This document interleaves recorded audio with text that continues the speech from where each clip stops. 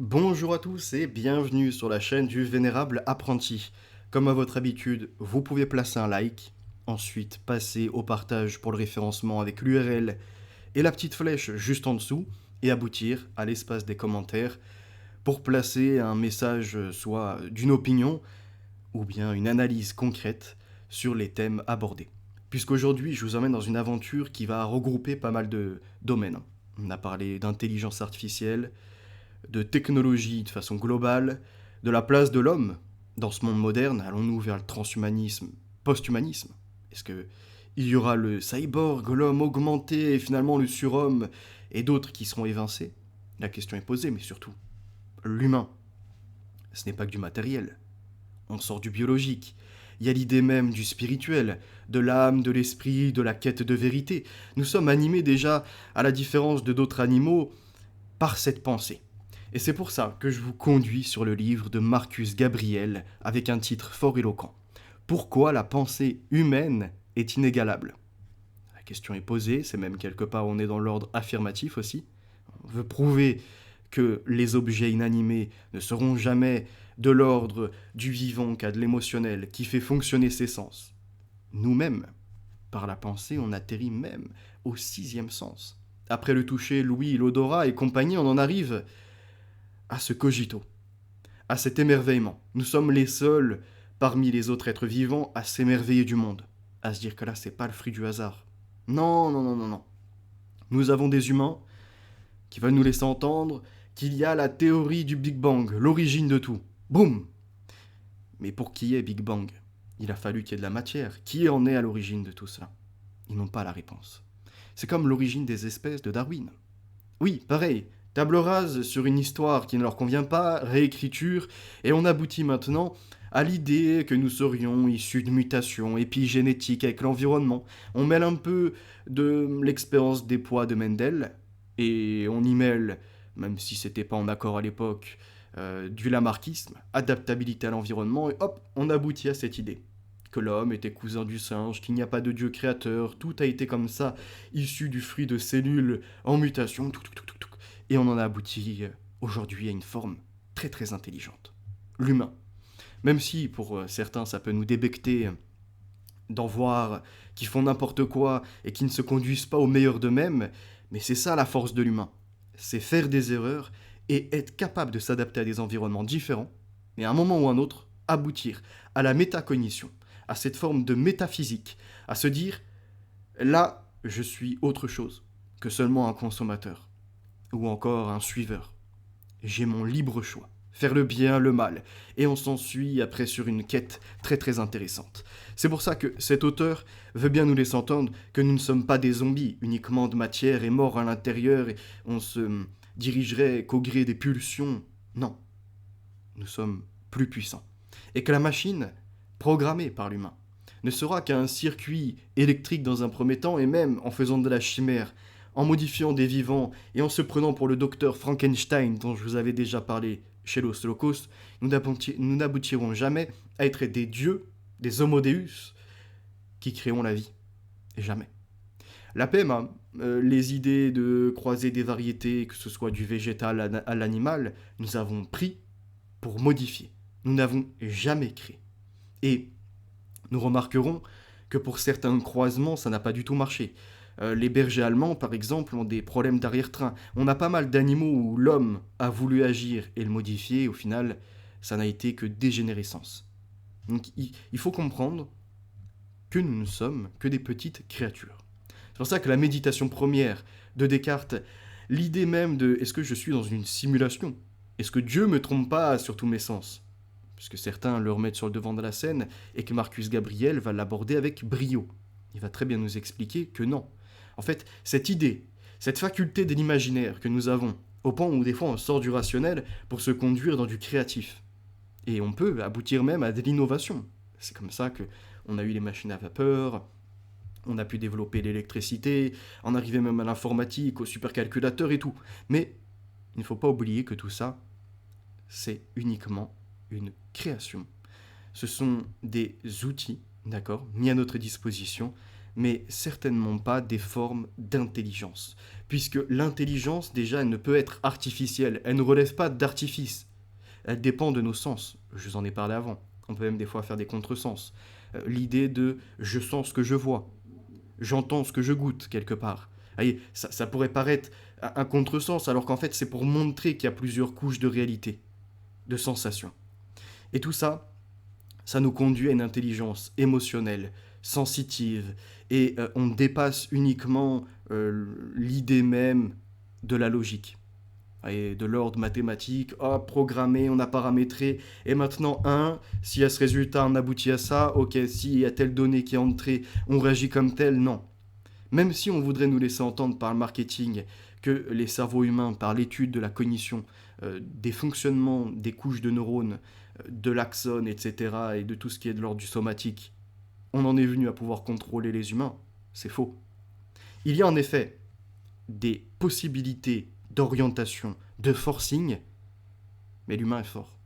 Il est capable d'introspection, d'aboutir déjà à mieux s'adapter à un environnement. Une machine, vous la faites changer complètement, je sais pas, de système d'exploitation ou autre, elle est perdue. Le logiciel est complètement, wow, il faut le reprogrammer. L'humain, vous le mettez ailleurs, tac, tac, tac, rapidement, il se remet dans le bain. D'accord. Et il est capable donc du changement. C'est à peu près ce qui est expliqué dedans. Il y a tellement d'autres choses, mais on va en faire la lecture pour pouvoir découvrir tout ça. L'idée même de penser donc nous montre que nous sommes dans l'intelligence émotionnelle, spatiale, temporelle et de bien d'autres ce que la machine ne peut. Et c'est ce que j'essaie d'expliquer d'ailleurs chez Los Locos, ce que je disais déjà en 2017-2018.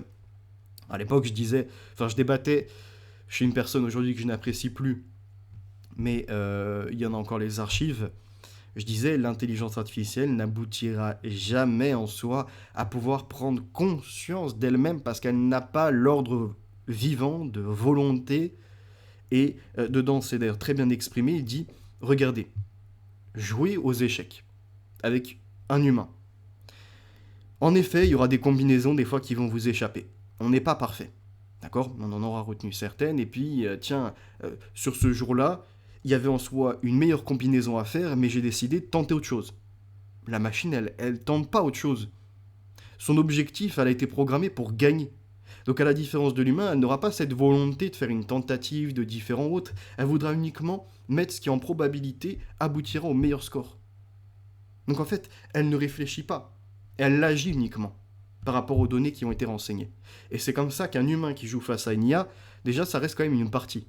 Maintenant, une intelligence artificielle versus une autre qui s'affronterait dans un jeu de Go ou encore au jeu d'échecs ou en simplification un jeu de dames ne serait plus une partie de jeu en fait. Ça ne serait uniquement qu'un programme contre un programme mais qui n'est pas de l'ordre, voyez, parler c'est vivant, c'est la part d'inconnu. Jouer c'est pareil, c'est vous mettez une certaine action, vous pouvez même des fois sortir en fait d'un bon résultat. C'est ça que je veux vous laisser entendre. Et dans ce livre, c'est ce qui nous explique. Et également par rapport à ceux qui diraient que nous sommes dans une simulation, non, au contraire. Tu penses que parce que ça y est, il y a par exemple des ondes dans l'environnement, mais que le corps humain n'en a par exemple pour la vision qu'une toute petite partie en coloration, et qu'à la base il n'y aurait pas de couleur puisqu'on est dans l'ordre vibratoire, et pareil pour l'idée d'entendre, ce ne sont que des vibrations, et donc on est que sur un petit champ, on n'entend pas les microsons ou autres, donc de facto tu serais trompé sur la réalité parce que tu n'en aurais pas l'entièreté, c'est faux. Chaque être a été créé quelque part pour répondre et pour pouvoir être émetteur-récepteur, vous voyez, dans une certaine catégorie. Mais ça ne veut pas dire que parce que, imaginons, un insecte, lui, a une meilleure connexion, je ne sais pas, à une petite partie d'onde, voyez, sur une fréquence particulière, et que toi, tu ne l'entends pas, tu ne la ressens pas, que de facto, tu as été trompé. Non. C'est que tout est dans une forme de symbiose. Ça fonctionne, c'est un écosystème qui a été créé. D'accord. Mais si tu as cette force, par contre, de te dire, ah ouais, je suis peut-être dans une simulation, puisqu'après tout, on est dans cette croyance qu'après cette vie-là, qui quelque part n'est pas vraiment de l'ordre de notre volonté. Vous voyez, on subit l'acte de nos ancêtres, c'est-à-dire que pour être de ce monde, il a fallu qu'il y ait coït, et il y avait une impossibilité pour eux à des époques différentes de savoir si c'était un garçon, une fille, de supprimer l'enfant si ça ne leur convenait pas parce qu'il y avait un handicap, etc. Donc nous étions le fruit d'une loterie, du hasard. Le hasard. Vraiment. Est-ce que vous pensez que euh, nous, peut-être qu'en volonté humaine, puisque nous ne sommes que créatures, on subit les choses et après on sera amené à devenir meilleur, mais à la base, il n'y a pas ce fruit du hasard. En fait, il y a Dieu qui a déjà vu ce qui se passerait, permis la fertilité à un certain moment, à aboutir finalement à ce que dans un corps, il y ait ce sang, là, cette dynastie quelque part, cette âme qui vient du cœur, qui... Vous voyez, c'est un peu cette respiration quelque part. Regardez le mouvement intérieur. Vous êtes arrivé, la première chose qu'il fallait, c'est le souffle de vie, qui fait fonctionner le cœur, circuler le sang, oxygène le cerveau. Et c'est là on en aboutit encore au 3, qui est incroyable.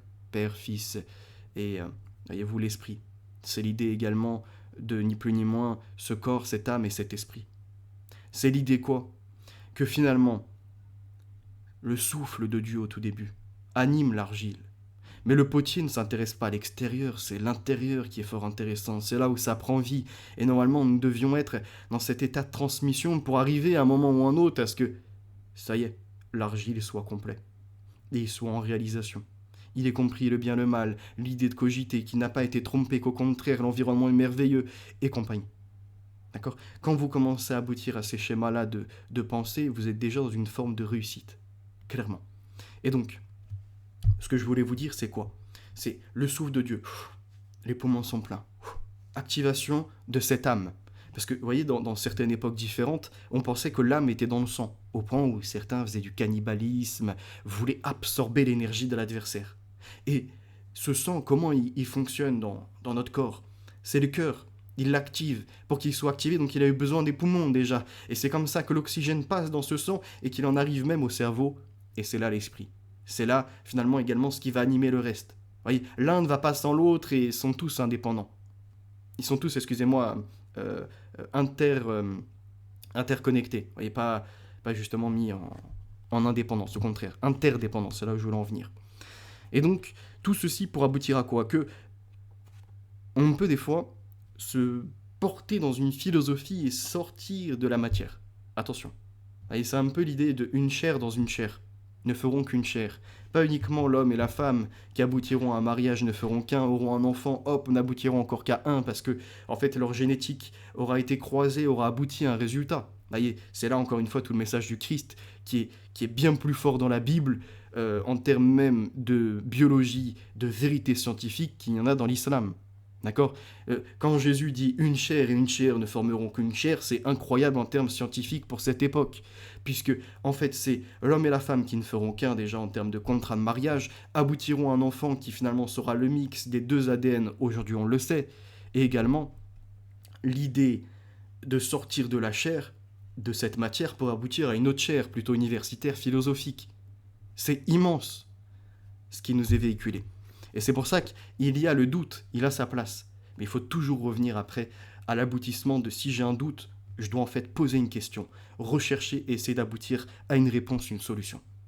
Si je veux juste mettre planer comme ça l'idée de on ne sait pas s'il y a Dieu, on ne sait, et que je ne veux jamais chercher la vérité, aboutir à un résultat, c'est qu'en fait, je me mets dans un écran de fumée.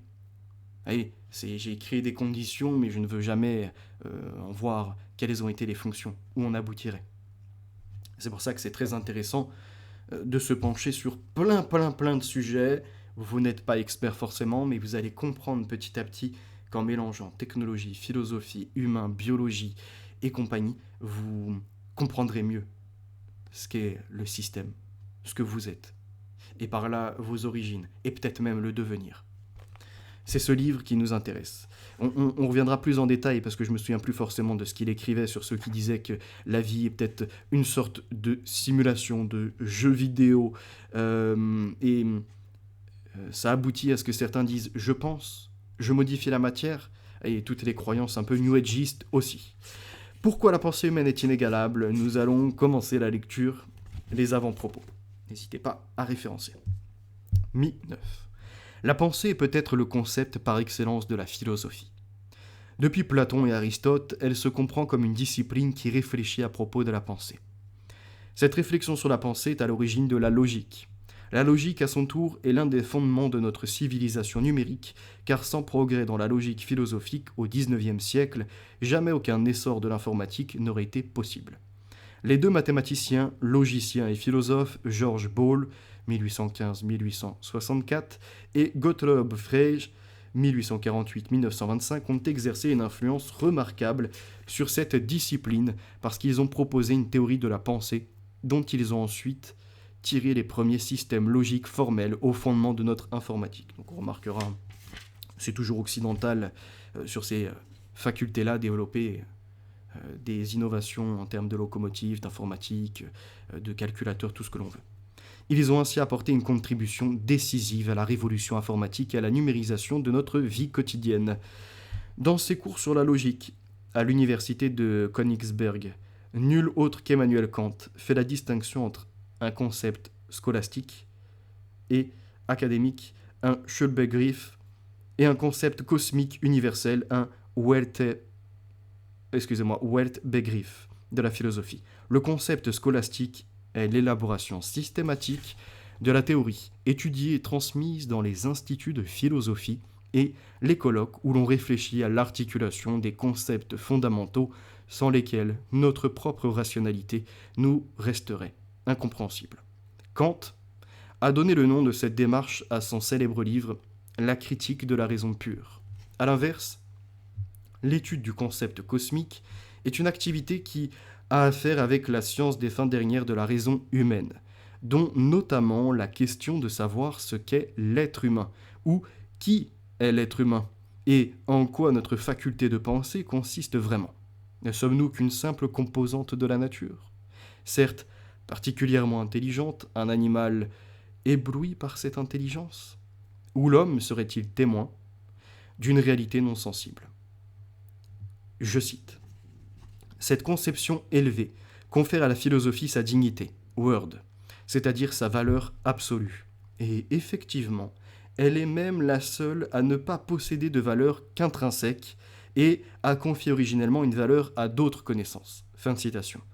Tous les grands philosophes, hommes ou femmes, j'en cite quelques-uns plus ou moins arbitrairement, Platon, Aristote, Emmanuel Kant, George Wilhelm, Friedrich Hegel, Friedrich Nietzsche, Jean-Paul Sartre, Michel Foucault, Edith Stein, Hannah Arendt, Jürgen Habermas, Martha Nussbaum, etc., ont laissé un nom dans notre mémoire culturelle grâce à leur contribution au concept cosmique de la philosophie. Nous ne possédons même pas un seul cours académique de Platon. Mais dans les dialogues qui nous sont parvenus, quelques-unes des pensées philosophiques les plus profondes jamais formulées sont exposées sous forme d'entretien dans un langage simple. Ces dernières décennies, on assiste hélas en Allemagne à une certaine dégradation de la culture du débat philosophique public. Selon moi, et c'est la thèse que je vais développer, le premier responsable de cette situation est le naturalisme. Le naturalisme affirme qu'on peut réduire toute connaissance véritable et tout progrès à une combinaison entre les sciences de la nature et la maîtrise technologique des conditions de survie de l'homme. C'est là une erreur fondamentale, un dangereux aveuglement, mais qui vient nous hanter sous la forme de crise de l'idéologie, avec le retour remarquable et remarqué de la religion comme modèle d'explication de la réalité, un phénomène qui n'avait bien entendu jamais vraiment disparu. Avec le retour aussi des séductions démagogiques de prétendus populistes qui invoquent l'émane d'une identité nationale qui n'a en fait jamais existé, et avec la crise généralisée née avec Internet, le média moderne domine. On ne surmontera aucune de ces crises sans une pensée philosophique originale, car le progrès dans les sciences de la nature et les technosciences n'est pas automatiquement suivi d'une amélioration de la condition humaine. Avec le progrès effréné que nous déchaînons, nous sommes sûrement en train de détruire notre planète. Voilà, qui devrait nous donner l'occasion de réfléchir et de changer de cap. Parce qu'on rappelle, l'idée de penser et de l'homme, c'est qu'il a cette force de pouvoir se réorienter. Dire stop, j'ai fait trop de conneries là, je remets un peu d'éthique, de la morale, et on va prendre un autre sens. À cause du développement puissant de sa technologie, l'homme risque aujourd'hui aussi son avenir et avec lui la pérennité de toute vie sur notre planète. Vous imaginez quand même, après avoir Watson et Crick compris les hélices de l'ADN, on en arrivait grâce à l'informatique. Donc d'autres évolutions d'ingénieurs qui sont rentrés avec leur propre architecture à nous faire plusieurs niveaux. On commence d'abord par des calculs, on en vient après à pouvoir faire fonctionner des textes et petit à petit à l'écran à jouer également des graphiques. Avec donc on passe des CPU au GPU et comme ça on augmente même en termes de codage, de combinaison. Mais finalement, informatique, imaginons là on reste juste dans ces logiciels qui servent aux biologistes, à ces gens qui travaillent sur le génome et compagnie, aujourd'hui ils ont été capables de lire les livres de vie. Savoir vos nombres de A, de T, de G, de C, etc., même de U en dehors de l'acide désoxyribonucléique, de recombiner avec, comment ça s'appelle, c'est Emmanuel et l'autre Charpentier, ils sont deux comme ça dedans.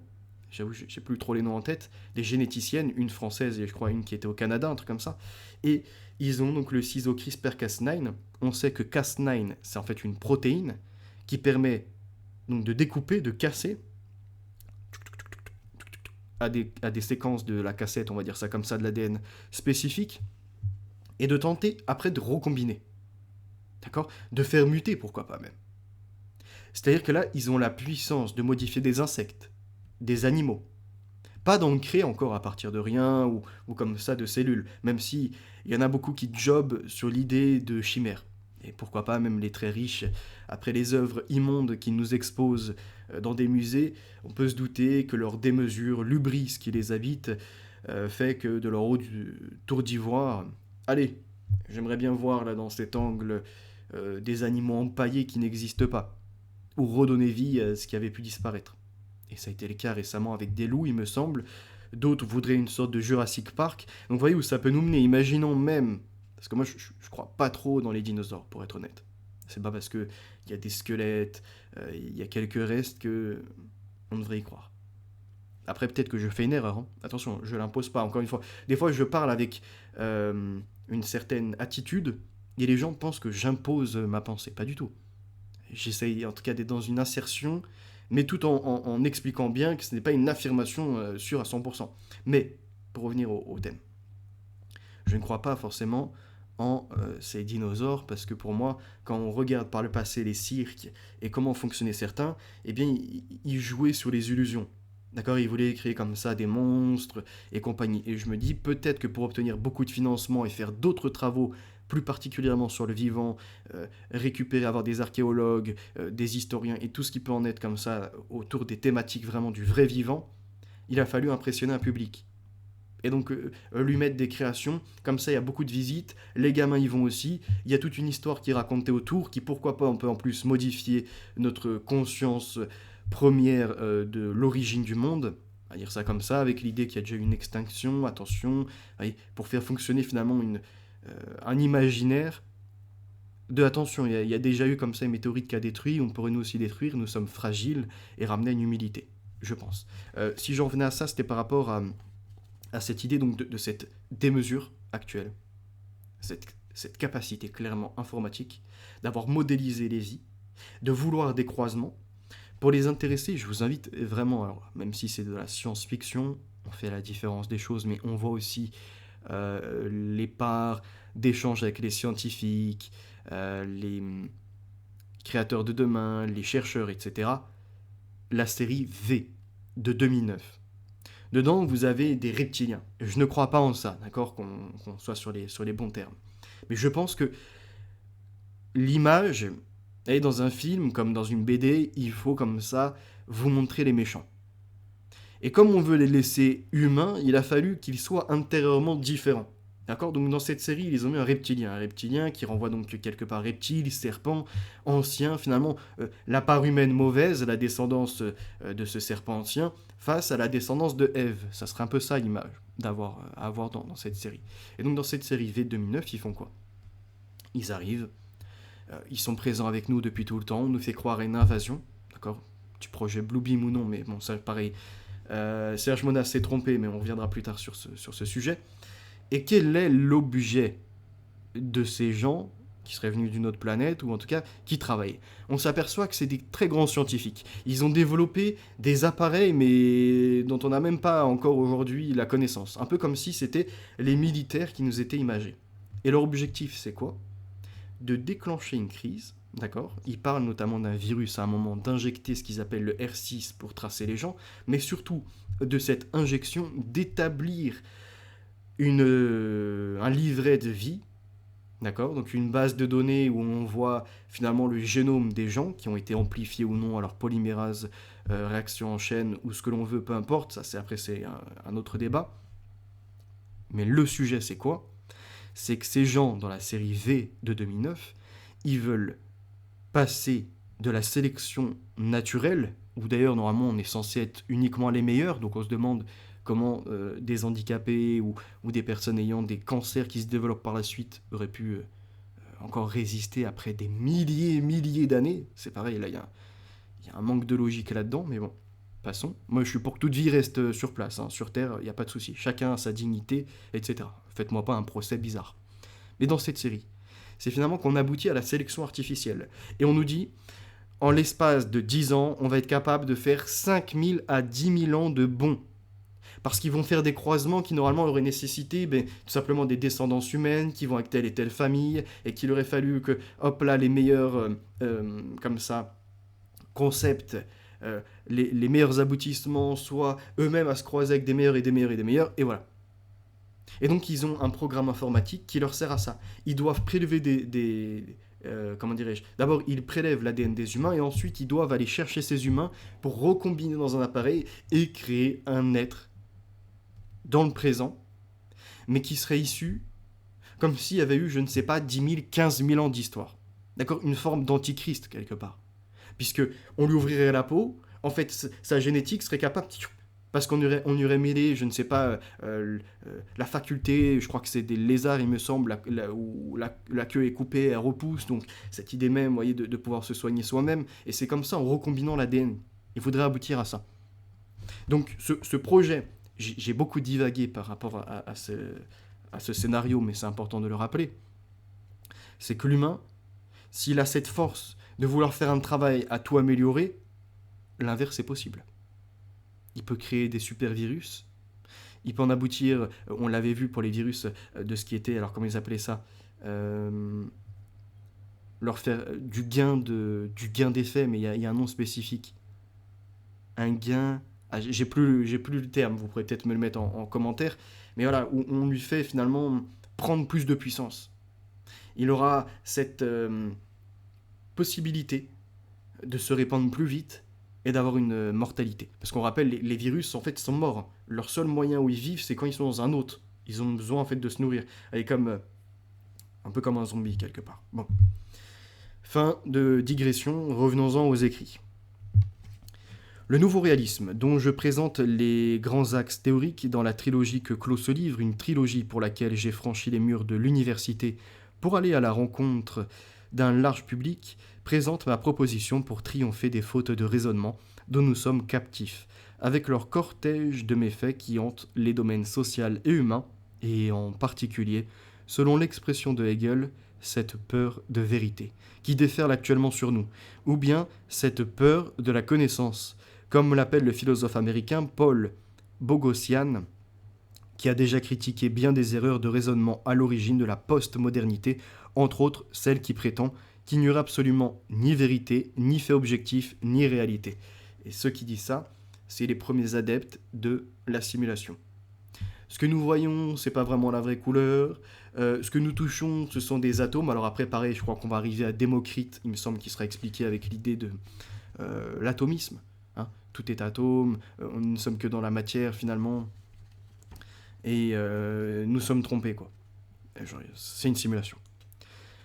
Je ne fais pas un préalable de la lecture des 2 ouvrages précédents. Chacun des 3 livres se suffit grandement à lui-même, parce qu'en fait, il a écrit 2 autres ouvrages en dehors de celui-ci.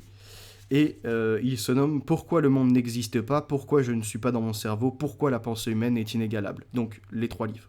« Pourquoi le monde n'existe pas ? Pourquoi je ne suis pas mon cerveau ?»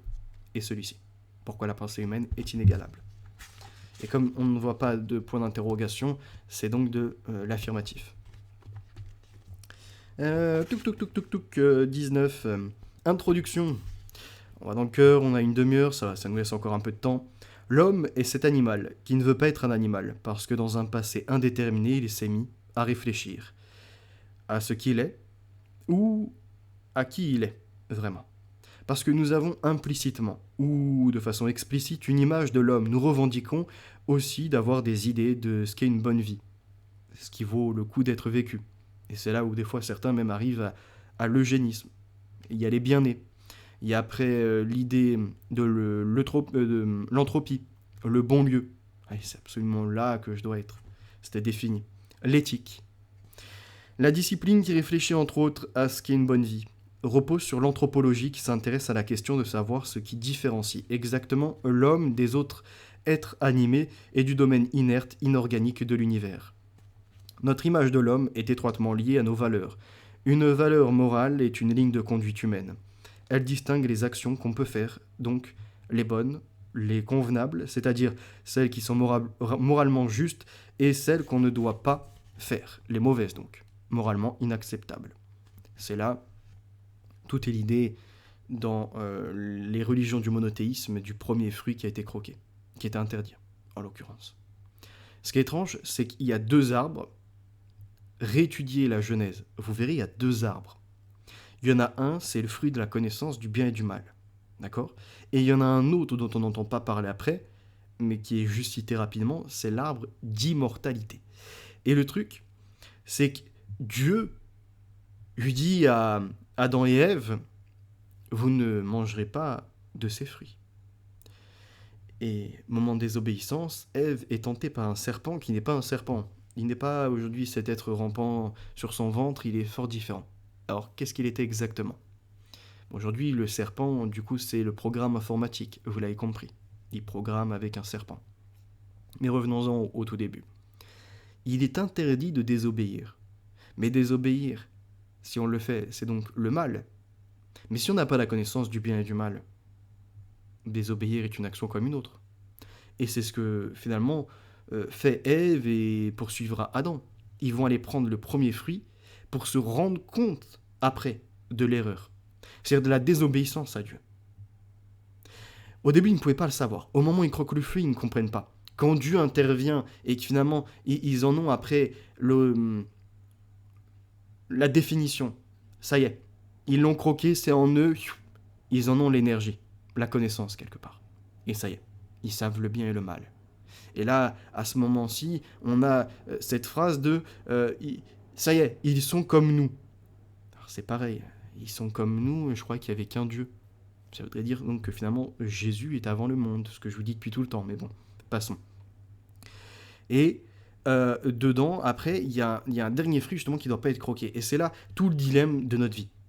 On a été condamné à la souffrance, à la mortalité et compagnie. D'accord ? Et il y a un seul fruit qui nous est interdit, et aujourd'hui on ne peut pas être dans la première condition. Ah, mais je ne sais pas que c'est finalement, ça contrevient à ce qui nous a été enseigné. Puisque nous avons en nous cette force de pouvoir distinguer le bien et le mal, depuis le premier fruit, qui servait à ça justement, à ne pas vouloir s'élever, à garder en humilité, et après, à cette fin de vie, quand on sort de la biologie, à retourner un état d'esprit, et là, Dieu jugeant les actions, donnant ou non la suite, vous voyez, un autre monde, une autre mission, comme un labyrinthe, quelque part. C'est-à-dire que la vie, c'était quoi ? Exploration, appréciation, et petit à petit, humilité. Le labyrinthe n'a fait pas de sortie. C'est la porte d'entrée qui était la porte de sortie. On est invité dans un premier temps à avoir des grandeurs, à vouloir s'aventurer, à partir dans le jardin un peu partout. Celui qui veut s'envoler à la Dédale Icare se fera, finalement, il pensera que c'est une prison et il voudra s'envoler, pris de l'hubris, d'un confort qu'il voudrait instantané, et il en viendra finalement à peut-être sortir de ce fort, mais pour s'effondrer, point d'effort. Et l'autre qui au contraire aura compris ça, sera parti dans la vie peut-être des fois par orgueil, insolence, comme ça il aura fait ses erreurs, mais il comprendra à un moment du parcours, je pars trop loin en fait. Si je continue dans cette direction, je vais vouloir aller sur un certain hôtel, moi-même me mettre du plumage, voyez-vous, de cette connaissance plume après plume, et finalement livre après livre, et comme ça, de cet état, j'en viendrai à dire Dieu n'existe pas, Dieu m'est inférieur, et j'en perdrai la mesure, les pieds à terre. Parce qu'en fait, l'idée, c'était normalement d'atterrir à toutes ces plumes, en effet, à toutes ces connaissances du monde. Ah wow, je peux faire le parcours, l'itinéraire, mais à revenir. Ça y est, c'est parfait. C'était bon, c'était un beau jeu de logique, j'en ai apprécié cet univers. Eh bien, je reviens maintenant, Dieu, donc j'arrive à ma fin de vie. Hein, c'est ça en fait l'idée de revenir, c'est pas oh, je, je retourne, je reviens à l'état embryonnaire, pas du tout. Poussière ne retourne qu'à la poussière. C'est-à-dire, cet effet d'argile. Ton intérêt n'était donc pas de travailler forcément à l'extérieur, pourquoi pas, tu pouvais y faire quelques ornements, mais le mieux était l'intérieur. Et c'était là tout l'accomplissement. Et à partir de ceci, tu es jugé. Et tu atterris donc à un autre monde, le paradis. Peut-être c'est l'état d'esprit. Comme le Christ disait, c'était la forme d'angelos, porteur de messages. Et après, ça peut conduire à d'autres philosophies. En tout cas, c'est ce sur quoi je me penche de plus en plus, oui, parce que j'écris de mon côté des fois des freestyles, et notamment j'ai mis ces petites phases en question du labyrinthe, comparé à la Dédaléïka, revenir en toute humilité, c'est la moindre des contraintes, et compagnie. Voilà. Je voulais quand même vous le partager, parce que c'est exactement ce que l'on peut observer. Alors attendez, parce que j'ai perdu un peu le fil. 22. Alors 22, mi-22. La première thèse principale de ce livre affirme que notre pensée humaine est un sens, tout comme notre ouïe, notre toucher, notre goût, notre sens de l'équilibre et bien d'autres encore qui font partie du système sensoriel de l'homme.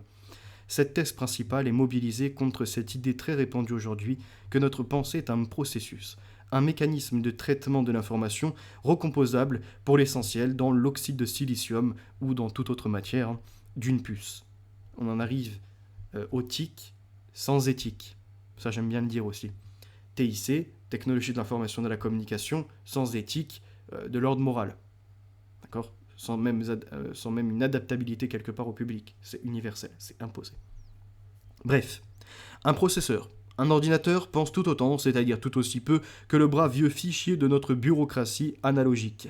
Les programmes, les logiciels ne sont que de simples gestions de données que nous pouvons utiliser pour résoudre des problèmes que nous ne pourrions pas régler aussi vite sans eux. Réserver des vols, résoudre des équations, traduire de manière plus ou moins acceptable des langues étrangères, pianoter des tapuscrits ou envoyer des courriels. Dans ce livre, je veux aussi présenter des arguments pour montrer que notre intelligence humaine elle-même est un cas d'intelligence artificielle. La pensée humaine n'est pas un procès naturel que l'on pourrait comprendre sans tenir compte de sa composante spirituelle. C'est-à-dire qu'il y a plusieurs formes d'intelligence, certaines sont naturelles pour l'homme, mais d'autres sont artificielles. Et l'idée d'avoir créé des mathématiques, on peut comprendre, on peut faire des calculs, etc. C'est un langage, mais il est artificiel. Même la langue que nous utilisons, qui n'est plus celle de l'origine, puisqu'il y a eu apparemment, selon les croyances, la tour de Babel et cette envie d'aller au-delà des cieux, à affronter Dieu. Oh, je suis à ton niveau maintenant, regarde-nous, nous savons bâtir, nous sommes indépendants. Eh bien, ils ont été distraits, et surtout, le langage a été confondu. Et c'est là que nous en sommes arrivés à ce qu'on nomme les peuples résultats. Nous, par exemple, en Europe, il y avait les langues romanes. Jusqu'à après, des régions qui se forment, des familles qui s'imposent un peu plus, et par le commerce, et finalement c'est pareil, ces langages artificiels, on en aboutisse plutôt à utiliser le français ici, l'allemand à côté, l'italien, l'espagnol, etc. Mais qui, eux, tirent également des mots de telle origine, de tel croisement. Et il y en a certains qui voudraient laisser entendre que, à la base même, c'est uniquement les Araméens, l'arabe, ce que vous voulez, mais non, eux-mêmes, en réalité, sont le fruit de croisements entre telle et telle contrée, telle et telle tribu. Voilà, ça a rien de se donner des attributs particuliers comme si c'était les dominants du monde. Enfin bon, poursuivons. L'homme, donc, est cet être qui est vivant, qui est intelligent. À mon sens, la racine profonde de cette connexion tient au fait que nous produisons notre propre intelligence. Notre manière de penser est façonnée par des circonstances socio-économiques qui se sont développées dans des civilisations évoluées et continuellement transformées depuis des millénaires. C'est ainsi que s'est créée une intelligence artificielle, notre esprit. avec du coup ces différents logiciels. Un pour communiquer, un, je ne sais pas, pour être dans le manuel, un autre, etc. Vous avez compris. Notre esprit, notre autodétermination a été consigné pour la première fois il y a des millénaires sous forme d'écriture. Écriture cunéiforme, et on poursuit après avec les autres évolutions. Auparavant, des témoignages d'autodétermination avaient été véhiculés par d'autres moyens comme la transmission orale, l'art rupestre, les rites, par exemple.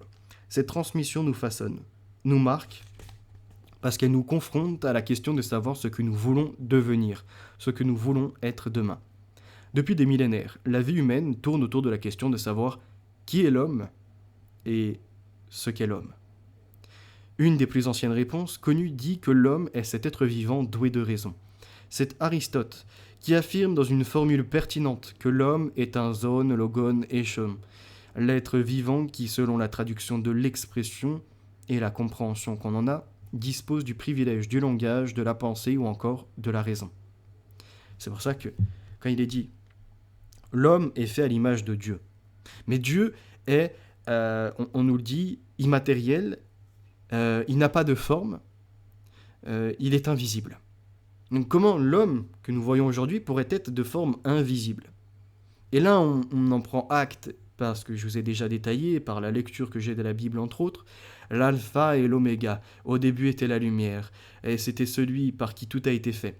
C'est finalement la parole, le logos, puisque en fait c'est traduit en parole, mais l'origine des traductions françaises sont grecques, et que le terme employé était logos, et que le logos c'est la raison, c'est la parole, c'est la logique, c'est tout ça. D'accord ? C'est le volume, comme une parole, qui donne du volume.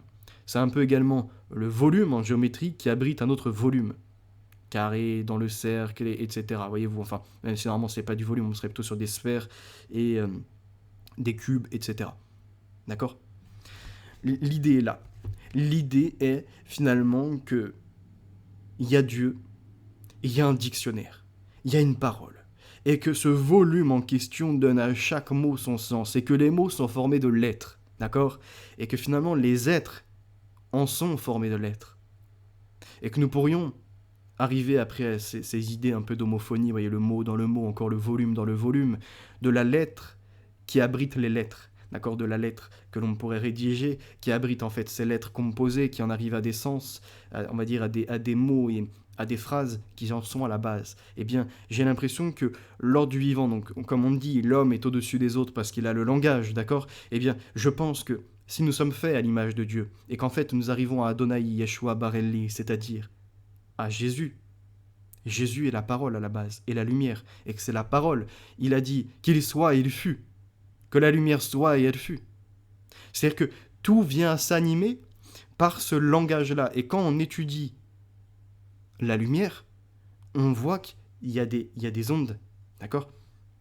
Il y a différentes fréquences qui mènent du très violet, par exemple, à d'autres nuances, jusqu'à en arriver, je ne sais pas, au jaune et même au vert, par exemple. Imaginons, je le prends peut-être dans le mauvais ordre, et je ne me rappelle pas forcément de tête quelle est la fresque exactement de ceci, mais vous comprenez où j'en viens. Chaque fréquence, mélangée ou non, apportera une nuance. Mais quoi qu'il en soit, il y a un langage là-dedans. Que la lumière soit et elle fut. Qu'il y ait, je ne sais pas, cette couleur marron, et en fait c'est le mélange de telle et telle fréquence qui aboutissent à ça. Ok ? Et donc, l'idée même du vivant, comme on l'a vu, j'essaie de le répéter de temps en temps, je ne suis pas un spécialiste dans l'étude comme ça des sciences de la vie, de la Terre, de ce que vous désirez, mais nous sommes composés de lettres, de A, de T, de G, de C, adénine, thymine, guanine, cytosine, ce que vous voulez, c'est du langage.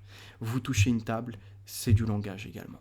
Vous respirez de l'air, c'est pareil. Vous buvez de l'eau, c'est quoi ? C'est H2O, un peu d'hydrogène et 2 oxygènes. Encore du langage.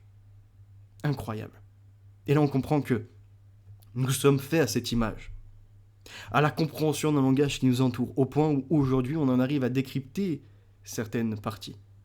D'accord ? On est quelque part à l'aboutissement de la révélation, puisqu'il est dit que le livre de vie est tenu par Dieu, que personne ne sera digne de l'ouvrir.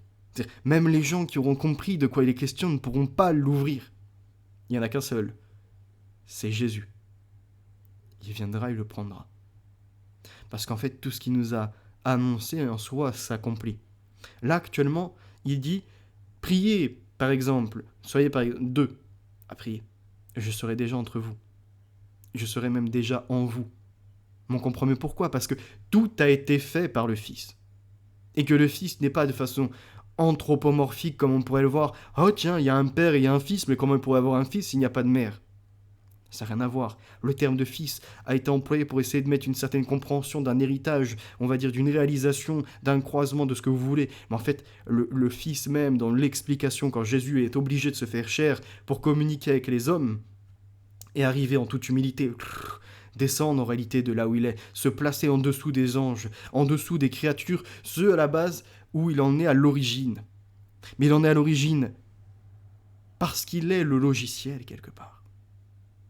Et c'est-à-dire qu'il y a quelqu'un d'autre qui pilote les choses en arrière. Voyez, et c'est pour ça que cet univers, quelque part quand on le regarde en cartographie, il nous fait penser à un cerveau. Et c'est là où c'est brillant, parce qu'en fait, le langage qui vous anime, ce qui fait que vous êtes le cogito, le je pense, il est différent. Voyez, il est immatériel, il est quelque part invisible. Est-ce que vous comprenez? C'est votre cerveau. Imaginez maintenant qu'on soit dans le cerveau d'un créateur. Il est invisible, on ne peut pas en faire une image comme ça. Nous sommes dedans. Et ce qui anime le dedans, c'est donc une création, la première, le langage. Et c'est par ce langage que tout est possible. Et donc je pense que Jésus, justement ce logiciel du langage, par quoi la terre a été faite, le ciel, etc., mais qu'il accomplit en fait la volonté de Dieu. Est-ce que vous comprenez? Il y a Dieu, et à l'intérieur de lui, il y a ce logiciel, il y a ce petit Dieu quelque part, celui qui fait tout, qui hérite après la fin. Ça, c'est ce que je pense. D'accord? On est à 46 minutes, on pourra aller bien plus loin, je regarde juste au niveau de cette page 24, ouais, on était bon, on va faire peut-être la 28 et la 30, et après on se laissera pour ce jour. À la place de l'homme, c'est donc ce bon vieux surhomme qui refait surface, celui que Friedrich Nietzsche, le premier même, a appelé de ses voeux ce surhomme. Ce n'est pas un hasard si la technologie et la recherche américaine se consacrent au surhomme. Superman et les autres super-héros, Wonder Woman, Hulk, Captain America, appartiennent vraiment à la culture pop américaine, diffusée par les comics et Hollywood, qui suggère que nous autres, pauvres mortels, pourrions larguer nos amarres terrestres pour mettre les voiles vers un avenir infini et meilleur. Et à l'horizon et l'au-delà, ou un truc comme ça, je sais plus comment il disait, ou il y avait une histoire comme ça, c'est Buzz l'éclair. Ah, c'est la même chose. Ils promettent de sortir de la Terre et tel Superman ou comme ils disent là, d'autres encore, des super-héros, de se transformer, de revêtir un autre être corporel, voire même de se séparer de tout ce qui serait frêle, peut tomber dans l'état maladif, etc. Plus de problèmes de santé psychique ou même physique, tac, transféré dans la machine, ça c'est la promesse. Dans cet ordre d'idées, le sociologue et philosophe français Jean Baudrillard avait déjà rapporté cette rumeur selon laquelle Walt Disney en personne s'était fait cryogéniser pour qu'on puisse le réveiller d'entre les morts dans un avenir lointain et technologiquement avancé. Décidément, un des problèmes les plus remarquables concernant les animaux, c'est qu'ils meurent. Tu vis parce que justement tu meurs. En fait, vivre, je crois que c'est un philosophe qui disait ça, c'est déjà se rapprocher de sa mort. Et c'est comme ça apprécier, passer à autre chose. Et d'ailleurs, si la vie était en continu, en illimité, en fait, on tomberait rapidement dans la procrastination. Il n'y aurait plus rien à faire, plus rien à découvrir, lassé. On en viendrait même limite à cet état de suicide. Regardez déjà les gens, comment ils peuvent tomber dans l'état dépressif, alors que le monde offre des merveilles. Et que nous sommes là pour une durée limitée, allez, 80 ans, 100 ans maximum, quoi. C'est jamais assez. Ils veulent plus. Plus, pourquoi? Pour être encore asservi. Ça tient pas. Décidément, donc on le voit, hein, tout ce que fait l'être vivant, donc mortel, tourne principalement autour de la vie et de la mort, sachant toutefois que nous estimons le plus souvent que la vie est bonne et que tout aussi souvent, nous jugeons la mort mauvaise. Il y a la peur, c'est l'inconnu. Que se passe-t-il après? Il y a longtemps qu'on associe la technique à cette idée fantaisiste que la mort pourrait être vaincue sur Terre, une chimère qui se répand partout aujourd'hui. Et c'est pour ça. Ça fait fort longtemps. L'idée de la fontaine de jouvence, de retrouver sa jeunesse, finalement de ne pas être dans la sénescence, un ralentissement cellulaire qui fera que tout s'effrite et petit à petit moins d'eau, moins de sources de vie. qui en jaillit et ça y est, ça s'assèche. Le corps retourne à la poussière. D'accord ? Ça en fait peur à plus d'un et depuis fort longtemps. Il y a eu les histoires cannibalistes, entre, comme je disais, consommer le sang de l'autre parce qu'il y a son âme et la peur qui revienne hanter en esprit ou autre sur Terre. Il y a eu également l'idée de prendre ses forces à ce combattant qui était féroce, mais aussi, pourquoi pas, de la vitalité. L'idée de se rajeunir ou de vivre plus longtemps. Et après, il y a eu pas mal de philosophies qui sont développées sur l'idée même de qu'est-ce que la mort. Sommes-nous pas morts actuellement, en fait, vivant dans un autre monde? N'avons-nous pas inversé les choses? Mais on remarque quelque chose, c'est qu'aussi, l'idée de s'affranchir de la mort, donc de tout ça, vient de plus en plus. Et c'est le fruit qui était défendu. Donc on a vraiment une toute petite notion dans la Bible. En Genèse, lisez chapitres 1 et 2, je crois jusqu'à 3, vous verrez, il est fait une notion de cet arbre, mais vraiment, je crois, une phrase. Celui d'immortalité. Il ne revient plus. Et c'est là toute la démesure des hommes, de ne plus vouloir être malade, de se transformer, d'être des surhommes, de vivre, même d'affronter la mort, d'affronter le destin. Et on remarquera que, je crois que c'était à Pergame, il y avait un... Merde, comment il s'appelle ?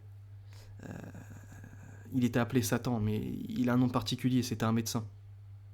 D'accord ? En fait, les médecins ont toujours été associés au serpent, à Satan. À la fois parce qu'ils peuvent produire le poison et le remède, mais parce qu'ils ont aussi cette force-là de donner cette envie d'affronter, de surpasser, en fait. C'est-à-dire, là, normalement, imaginons, je tombe à un moment malade, vraiment très très malade. On me dit, on peut vous faire une transplantation, vous ouvrir, vous mettre le corps de quelqu'un, enfin, du moins l'organe, parce que le corps entier non, et l'organe de quelqu'un dans votre corps. C'est une forme de cannibalisme.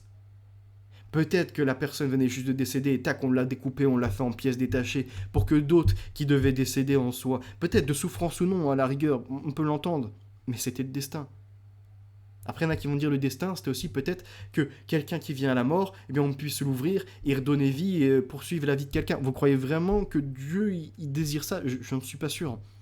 Qui désire qu'on soit les charcutiers quelque part et on dit allez tiens je t'ai coupé là une partie du foie, oh tiens pour toi on a récupéré un peu de peau, comme ça tu pourras en faire je ne sais pas des comment on appelle ça là, pas des transplantations mais des merde, une personne brûlée on lui met par dessus, c'est un nom spécifique que je le perds, ah putain, comme une chirurgie réparatrice, mais c'est un nom particulier, c'est pas grave, je l'ai perdu. Et donc comme ça, on redécoupe, tiens, toi, il te manquait par exemple des terminaisons nerveuses, je ne sais pas, à l'œil ou autre, et ben on va où là-dedans ? Et en fait, à la fin, on n'accepte même plus d'être un peu fragile, parce que au-delà du soin qui serait vraiment fait pour... mince, comment on appelle ? Oui, je perds quelques mots là, on est en fin de direct, de toute façon.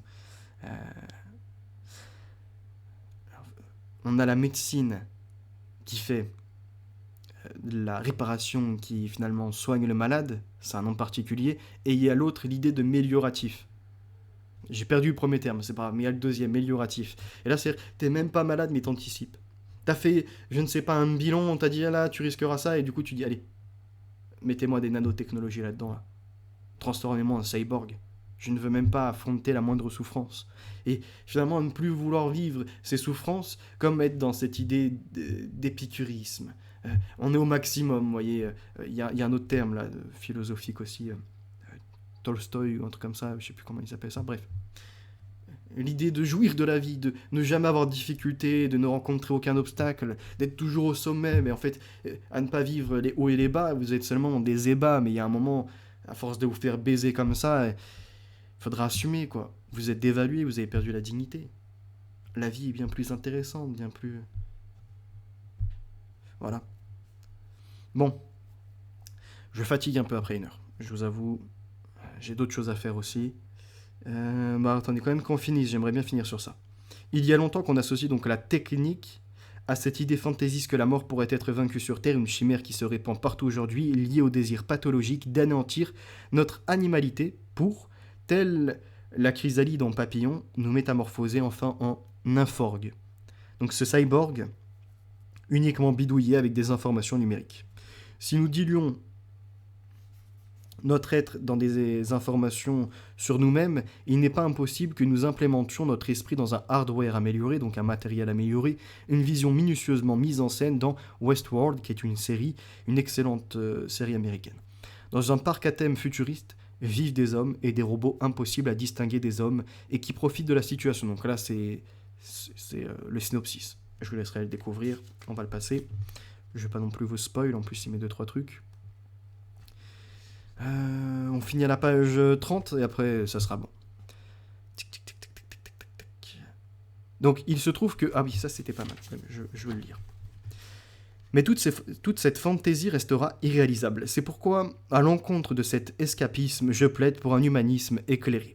L'humanisme éclairé est fondé sur une image de l'homme qui ne laisse aucun doute sur cette réalité que nous sommes tous des hommes au plein sens du terme, que nous soyons étrangers, autochtones, amis, voisins, femmes, enfants, hommes, comateux ou transsexuels. Il faut vraiment insister sur ce point. Parce que dans les positions humanistes classiques qui se sont développées au cours des temps modernes et surtout depuis la Renaissance, ce sont d'habitude les mâles, blancs, européens, adultes, politiquement importants et riches qui, implicitement ou explicitement, sont pris pour archétypes de l'humanité. Ouin ouin, méchants blancs, on les prend pour les meilleurs. En fait, tu vas dans des populations noires, ça sera le noir le meilleur. Tu vas chez les arabes, ça sera pour eux les arabes les meilleurs. Vous voyez, mais bon, on a, en fait, dans notre population, après c'est bien aussi, cette force de critique. C'est-à-dire de dire, alors, il y en a qui poussent des fois à l'extrême. Faudrait pas dire que l'homme blanc est bon, faudrait qu'il soit limite pareil que tout le monde ou inférieur. Non, il faut savoir une certaine fierté. Il faut des fois dépasser, comme je vous le disais, cette volonté. On aimerait bien appartenir au meilleur groupe. On sait que ce ne sera pas forcément le cas. Mais il faut essayer de défendre l'idée. Et il faut accepter en même temps que des gens qui nous ressemblent, en l'occurrence, imaginons pour le groupe blanc, soient dans la critique. Mais qui ne tombent pas non plus dans l'autre extrémisme. Et ça, cette faculté, honnêtement, vous la retrouvez majoritairement en Occident. Est-ce que vous voyez des Noirs dire « Ouais, non, les Noirs, c'est pas les meilleurs. Arrêtez comme ça de vouloir faire de l'homme noir quelqu'un de puissant, de fort. » Ou dans les sociétés maghrébines, arabes, asiatiques, ce que vous voulez. Non. Il n'y a que dans les populations blanches que l'on retrouve ce symbole. Le problème, c'est que certains, juste, la critique, elle est bonne. Parce qu'en fait, on est tous des êtres humains. Dans chaque groupe, il y aura des forts, des faibles, etc. En fait, c'est comme ça. Il n'y a pas une universalité de « Oh tiens, eux, c'est les meilleurs, et eux, ça a été les bons derniers. » Non, on n'est pas dans une hiérarchisation ni des civilisations, ni des races, d'accord ?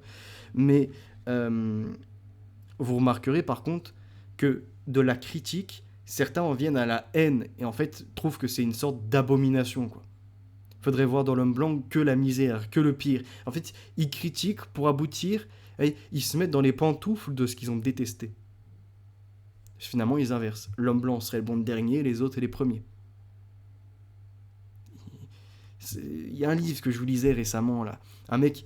non, c'était pas un livre, excusez-moi, c'était Manifeste, du jeune qui a fait son crime à Nantes. Il est là. En fait, il pond un texte. Après, est-ce qu'il l'a écrit ou non, ça, je ne sais pas. Mais l'écriture, et on va dire ce qu'il en est résumé en quelques pages, c'est une critique de la société qui déshumanise, qui isole les gens, qui les robotise, qui les a privés de bien des libertés. Mais son aboutissement à lui, c'est que finalement, ils sont manipulés par les médias, par le divertissement, tout ce qu'il en est. Mais lui-même, dans cette forme de critique, s'est radicalisé, isolé, a été déshumanisé, était capable même de pire encore que ceux qui critiquaient, puisqu'il a tué. C'est ça, en fait. Il faut être dans cette force, des fois de tenir une position, de savoir qu'il y a des erreurs, qu'il y a une fragilité là-dedans, pour pas, finalement, devenir ce que l'on a dénoncé. Quelque chose de détestable. C'est là toute l'idée de la démesure encore.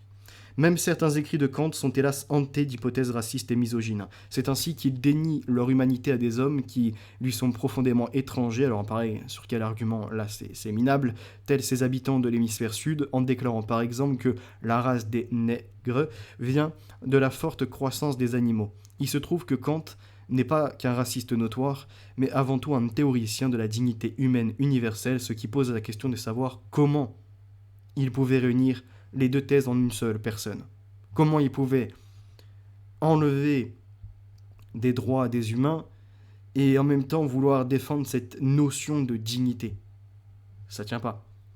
La deuxième proposition de l'anthropologie affirme que l'homme est un être vivant, libre, doué d'esprit, ce qui signifie que les hommes peuvent changer en changeant leur image du monde. On peut voir des choses, tout est noir, broyé, se faire des nœuds au cerveau. Ou bien rétablir les bonnes connexions synaptiques intérieures et faire fonctionner les neurones pour finalement se reconnecter à son système sensitif, voyez, son système nerveux central, et waouh, ah oui, en fait, il y a des belles choses.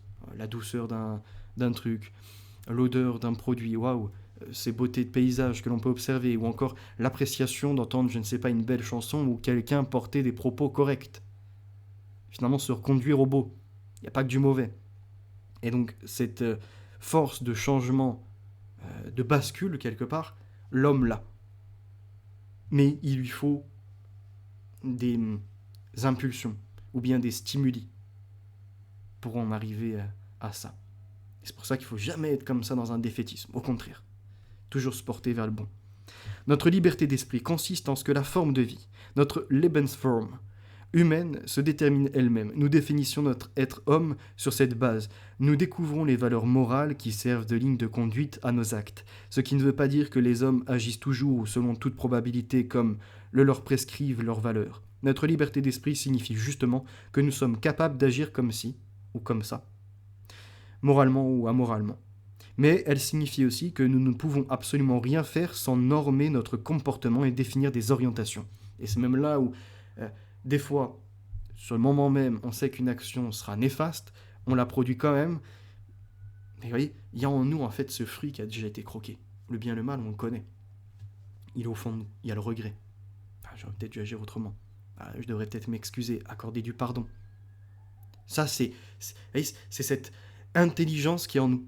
C'est-à-dire, on pourrait beau dire, oui, ils sont lobotomisés, les gens, ils peuvent faire même des crimes. Il y a toujours cet esprit, des fois, de regret, d'erreur, de compréhension.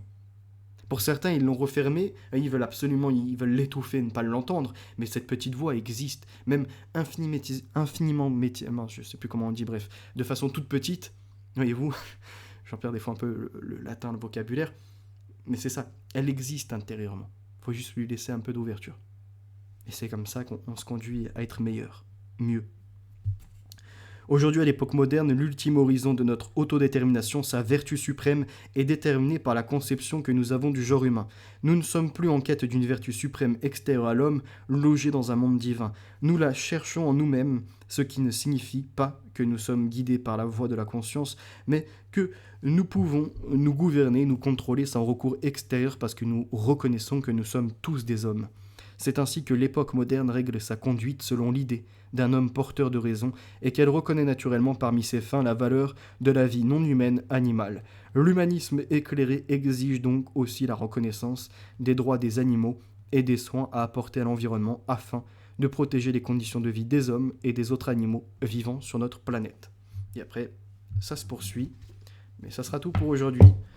Merci pour votre écoute. Alors, j'ai eu 2-3 mots oubliés qu'il faudra que je travaille dans mon lexique et une ou deux erreurs de prononciation. Quoi qu'il en soit, j'espère que vous avez apprécié les développements, mes analyses personnelles, mes petites philosophies également, dont je vous fais part, qui sont peut-être pas forcément très florissantes, mais j'essaye d'entretenir ce jardin, ce petit parcours intérieur, et cette lecture où, pareil, je fais du travail pour essayer d'avoir une bonne prononciation, vous mettre un rythme intéressant. Merci à tous. Nous restons sur ce chemin intérieur, vision, audition, d'essence, c'est un mouvement. On va, et on prend la première lettre de l'un et de l'autre, on va vers quoi ? Vers la lumière, vers l'esprit, pour réfléchir et accéder à la réflexion, et enfin aboutir à une réaction. La VARR, vision, audition, je remonte les sens, j'en arrive à la réflexion, à cette lumière, à l'esprit, et ça y est, je peux maintenant réagir. Alléluia. Et donc, la vérité, l'avenir, les valeurs sont ancrées, la victoire assurée. À très bientôt.